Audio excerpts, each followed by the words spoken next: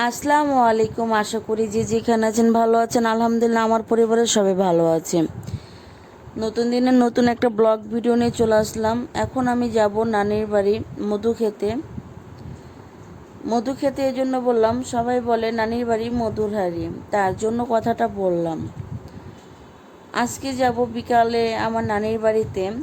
নানিকে দেখা হয় নাই, আসা কিন্তু অলরেডি 4 দিন হয়ে গিয়েছে। তো চলে যাচ্ছি নানিকে দেখতে। আমাদের এই হাটটার নাম হলো রানীহাটি। তো আমার নানির বাড়ি যাব আর রানীহাটি দেখাবো না, এমন কোনো কথা আছে? তার জন্য আপনাদের মাঝে একটু শেয়ার করে নিলাম। আমার নানির বাড়ি যাওয়ার রাস্তাটার মাঝখানে একটা রানীহাটি পড়ে।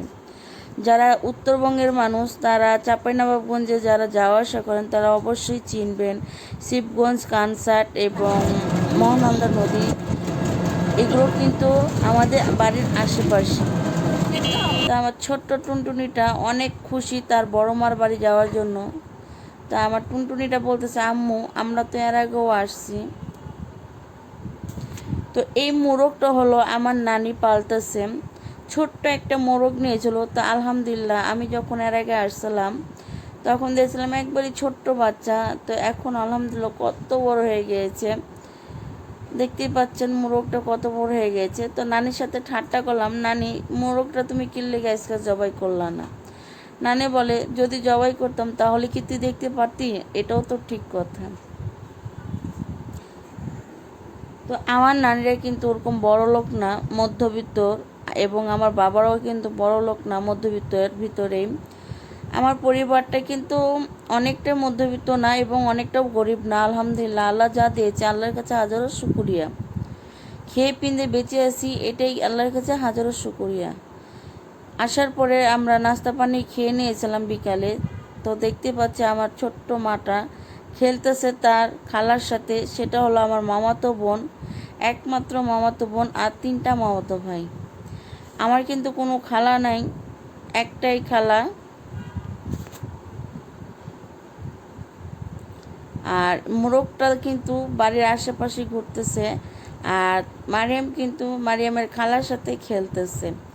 তো ছোটোকালে কিন্তু এক সময় আমরাও কত খেলেছি এরকম দোলনার ভিতরে, এবং কত রঙের না রঙের খেলনা খেলেছি। মোরগটা কিন্তু আমাকে দেখার পর থেকেই আমার পিছন পিছন খালি ঘুরতেছে। মোরগটা কি চাচ্ছে তা জানি না, কিন্তু আমার তো খেতে খুব ইচ্ছা করতেছে। তো মোরগটাকে আমার ছোট্ট মাটা খেতে দিয়েছিল, তা আমি আপনাদের মাঝে একটু শেয়ার করলাম। দেশগ্রামে কিন্তু অনেক কিছু দেখা যায়, অনেক কিছু শেখা যায়। যারা গ্রামে থাকে, গ্রামের মেয়েরা অনেক কিছুই বুঝে কিন্তু সংসার জীবন এবং দুইটাকে কিভাবে ধরে রাখতে হবে।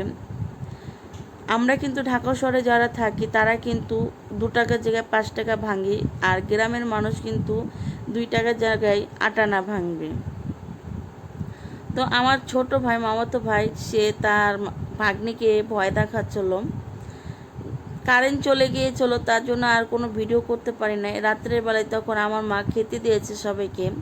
তা আমাদের নিচে বসে আমরা মাটিতে, মাটি না পাকা কিন্তু পাটি বেড়েছি, রাত্রে অন্ধকারে কিভাবে খাবো মোবাইলে আলো দিয়ে। তো মাকে বললাম, মা তুই যা দিবি একসাথে দিয়ে দে বাবা, একসাথে খেয়ে উঠে যাব। তো দিয়েছিল আলু বেগুনের নিরামিষ, সাজনার শাক এবং আমড়া দিয়ে এবং মুরগি। তো এখন রাত্রের বাজে প্রায় 4:30টার কাছাকাছি। আমরা চলে যাচ্ছি ঢাকা। ভয়েসটা কিন্তু আমি দিতেছি ঢাকাতে এসেই, কারণ এত ক্লান্ত ছিলাম যে ভয়েস দিতে পারি না। প্রচণ্ড পা ব্যথা করতেছে। রাত্রে 3টা বাজে উঠেছি, আর 4:30 বাজে অটো। আমাদের পাশের বাড়িতেই দাদা হয় সম্পর্কে। তো দাদাকে বলা ছিল যে দাদা আমরা নামাজ টামাজ পড়ে বাড়াতে হবে। তো দাদা নামাজ টামাজ পড়ে বের হয়ে গিয়েছিল। আর আমার আমার কাকা ওরকম ভালো নাই, মানে আমার আব্বা ভালো নাই বেশি। তো আমার আব্বার আর ভিডিও দেখালাম না আপনাদের মাঝে, ওটা স্কিপ করে দিয়েছি। আমি আমার বাবা মার সাথেও কিন্তু দেখা করে আসছি একবারই। এটা হলো মহানন্দা নদী। তা আপনাদের মাঝে শেয়ার করলাম। আমাদেরও কিন্তু গ্রামে একটা বড় নদী আছে। তো দেখতেই পাচ্ছেন কত বড় নদী। এখন কিন্তু ভোর 4:45 বাজতে, পৌনে সোয়া 5টা বাজতেছে, যতটুকু সম্ভব ছিল তখন মনে হয় পৌনে সোয়া 5টা বাজতেছিল। আর আমরা যখন চাপাই চলে আসছিলাম ট্রেনে ওঠার সময়, তখন বাজতেছিল ঠিক পৌনে 6টা। আমাদের নদীটাও কিন্তু মার্শাল্লাহ দিলে অনেক বড়, এবং যখন এখন কিন্তু এদিকের বাঁধ খুলে দিয়েছে বলে এত পানি, কিন্তু কখনো এরকম পানি দেখি না, এবারই প্রথম আমি দেখলাম এত পানি। তো দেখতেই পাচ্ছেন আকাশের আবহাওয়াটা কত সুন্দর, এবং কিন্তু প্রচুর পরিমাণের গরম আমাদের গ্রামে, মানে কারেন্ট তো থাকেই না। কারেন্টের জ্বালা হলো বড় জ্বালা আমাদের গ্রামে। হাইস কারেন্ট 1-2 ঘন্টা থাকে রাত্রে, বাকি সারা রাত আমরা কিন্তু মানে বারান্দা, যেটাকে বলি ঘরের সামনে বারান্দাতে কিন্তু ঘুমাইছি। ঘরের ভিতরে টোটালি থাকা যায় না, ঘরের তাপেই মনে হচ্ছে শরীর সিদ্ধ হয়ে যাবে। আরেকটা জিনিস খুবই ভালো লাগে, আমাদের উত্তরবঙ্গের মানুষেরা কিন্তু খুবই খাটে। গ্রাম অঞ্চলের মানুষেরাই কিন্তু দেখবেন সর্বপ্রথম সবার আগে উঠবে, তারা গরু ছাগল বাইর করবে এবং হাঁস মুরগি বাইর করবে, যাদের কাজ আছে তারা কাজে যাবে। প্লিজ এখন পর্যন্ত যারা একটা লাইক দিতে ভুলে গিয়েছেন, আমি কিন্তু ভিডিওতে প্রথমে বলতে ভুলে গিয়েছিলাম, তার জন্য সরি। এখন যারা এ পর্যন্ত দেখতেছেন প্লিজ একটা লাইক দিবেন, আপনাদের ভালোবাসাই কিন্তু আজকে এ পর্যন্ত আসতে পারছে। আলহামদুলিল্লাহ, আমার চ্যানেলে কিন্তু 1000 সাবস্ক্রাইব পূরণ হয়ে গিয়েছে। এখন শুধু ওয়াচ টাইমের পালা। আপনারা যদি ফুল ভিডিওটা দেখেন তাহলেই কিন্তু আমরা একটু ওয়াচ টাইম পাবো। আপনারা যদি সাপোর্ট করেন ইনশাল্লাহ সামনের দিকে এগিয়ে যাব। এটা হলো চাঁপাইনবাবগঞ্জ, আমাদের বড় বাজার হলো এই জায়গাটা।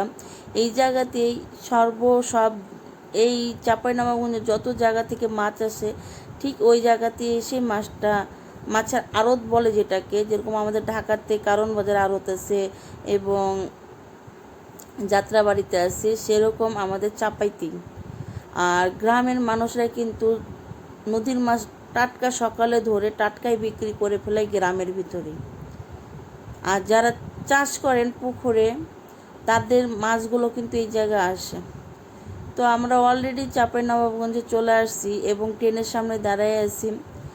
তো ট্রেনে উঠে গিয়েছিলাম, তখন আর ভিডিও করতে পারি নাই, কারণ হলো ব্যাগ ছিল, আমার আম্মা ছিল, তার জন্য। তো ট্রেনটা কিন্তু অলরেডি ছেড়ে দিয়েছে, তো দেখতেই পাচ্ছেন এখন পর্যন্ত কিন্তু সূর্য উঠে নাই। 6টা বাজছে আর ট্রেন ছেড়ে দিয়েছিল। আর 6:30টার দিকে কিন্তু মারিয়ামের প্রচুর খিদা লেগেছিলো, অত রাত্রে উঠছে এবং রাত্রেও ওরকম খায় নাই। আমার নানির বাড়ি থেকে যা খাবার খেয়েছিল, 6টা বাজে যে ভাত খেয়েছিল, আমরা কিন্তু কালকে মানে 6টা-7টার ভিতর ভাত টাত খেয়ে রেডি হয়ে আবার বাসায় রিটার্ন ফেরত আসছিলাম। এই জন্যই যে আমাদের কাপড় চোপড়ের ব্যাগগুলো গোছাতে হবে, তার জন্য। তো খুবই আমার কাছে ভালো লাগে যখন ধান পাকে, তখন দেখতেই পাচ্ছেন আগুন মাসে কিন্তু ধান পাকে, এটা আমরা গ্রামের মানুষেরা যারা থাকে অবশ্যই জানবেন। আর কত শীত শীত ভাব লাগতেছে, মনে হচ্ছে কত কুয়াশা, বিশ্বাস করেন একটুও ঠান্ডা নেই, এত গরম, মানে আপনাদেরকে বলে বুঝাতে পারবো না। তো সূর্যি মামা ওঠার মানে সময় হয়ে গেছে, সূর্যি মামা উঠতেছে, আর আমিও আপনাদের মাঝে শেয়ার করলাম সূর্যি মামার কোড়া দিয়ে কিন্তু কতগুলো ঝাঁকে পাখি গেল। যাদের গ্রাম দেখতে ভালো লাগে অবশ্যই আমার ভিডিওতে কমেন্টে বলে যাবেন। আমার সাথে অবশ্যই এরপরে যখন আমি দেশে আসব, আপনারা যারা আসতে চান চাঁপাইনবাবগঞ্জ, আমাদের এখানে কিন্তু অনেক ঘোরার জায়গা আছে, যেরকম সোনাম মসজিদ আছে এবং রাজশাহীতে কিন্তু একটা ভালো পার্ক আছে। সর্বপ্রথম হলো ইন্ডিয়ার কাছে হলো আমাদের বাড়ি, আমরা কিন্তু বর্ডার এবং ইন্ডিয়ার কাছাকাছি কিন্তু থাকি। আমাদের কিন্তু এখানে প্রায় 3-4টা মানে আছে, যেগুলো মানুষ দেখার জন্য দূর দূরান্ত থেকে আসে, এবং ইন্ডিয়া থেকেও কিন্তু মানুষ আসে। যেরকম আমি বললাম সোনাম মসজিদ, তারপর আছে চীনের, আমি এত কিছু মানে বলতে পারতেছি না, মানে আমি ওরকম গ্রামে থাকি না, তো এরকম নামও বলতে পারছি, যতটুকু নাম জানি অতটুকুই বলতে পারবো। ওখানে 3-4টা মসজিদ আছে, ওগুলো আপনাদের এক রাতে তৈরি হয়েছে, নাম করা মসজিদ এগুলো। তো কথা বলতে বলতে অনেক দূর চলে আসছি। এটা হলো আমাদের যমুনা ব্রিজ। এর আগের ভিডিওতে যারা দেখেন নাই আজকে দেখতে পারবেন। যমুনা ব্রিজে নিচে কিন্তু কাজ চলতেছে, আর যমুনা নদীতে কিন্তু ওরকম পানি নেই। এক সাইডে তো টোটালি পানি নেই, মনে হচ্ছে মরুভূমির মতন হয়ে গিয়েছে। আর এক সাইড মানে দুই সাইডে পানি আছে, মধ্যখানে কোনো পানি নেই। আমাদের এখানে যদি কেউ চীনা পরিচিত থাকতো, ইনশাল্লাহ একদিন যমুনা ব্রিজের ওখানে যাব ঘুরতে, কারণ ওরকম কেউ নাই, এই জন্য ঘুরতে যাওয়া হয় না আমাদের। আর এই যে দেখতে পাচ্ছেন আইলটা, এই আইলের পাশে দিয়ে কিন্তু একটা সুন্দর ফুলের মতন একটা বাগান আছে। আমার কাছে খুবই ভালো লাগছিল। এর আগের ভিডিওতে কিন্তু আমি আপনাদের দেখাইছি, আজকেও কিন্তু দেখাইতেছি। কেউ কিছু মনে করবেন না, এটা কিন্তু সেদিনের ভিডিও না।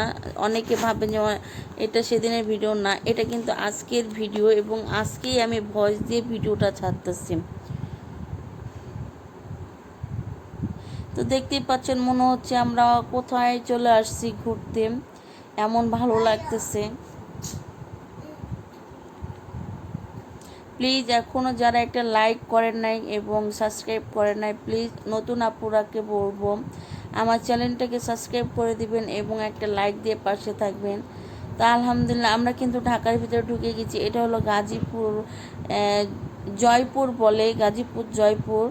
তো জয়পুরা চলে আসছি। তো ওরকম আমি আর ভিডিও করি নাই, কারণ একটু একটু করে নিয়েছিলাম। এর আগের ভিডিওতে কিন্তু ওরকম আমি দিতে পারি নাই কোথায় কখন কি করেছি, তার জন্য।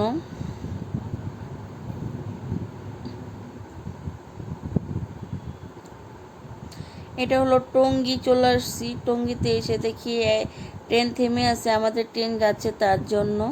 তো সব কিছু মিলে আলহামদুলিল্লাহ ভালো আছি এবং সুস্থ আছি।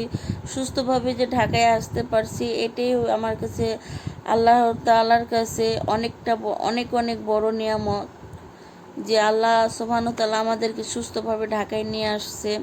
এবং একাই কিন্তু দেশের বাড়িতে গিয়েছিলাম এবং ঢাকায় আসতেছি।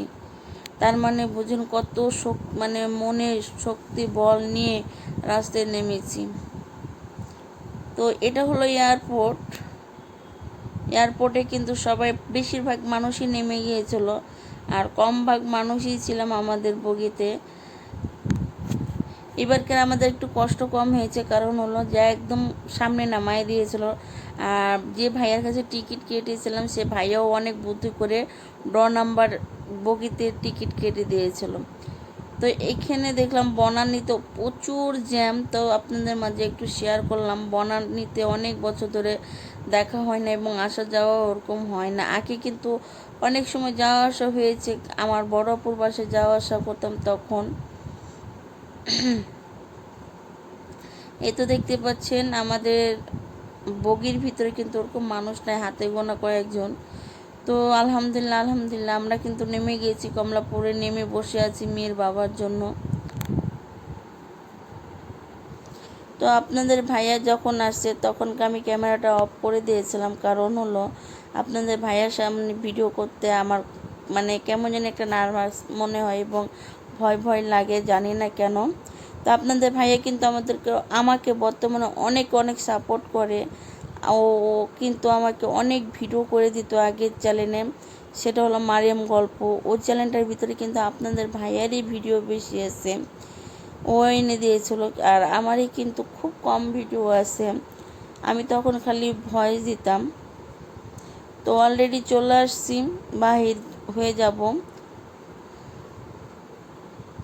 তো একটা অটো নিয়ে নিয়েছিলাম আমরা, আমি, আমার মেয়ের বাবা, তিনজনে কিন্তু অনেক সুন্দর করে ভালো করে বসেছিলাম।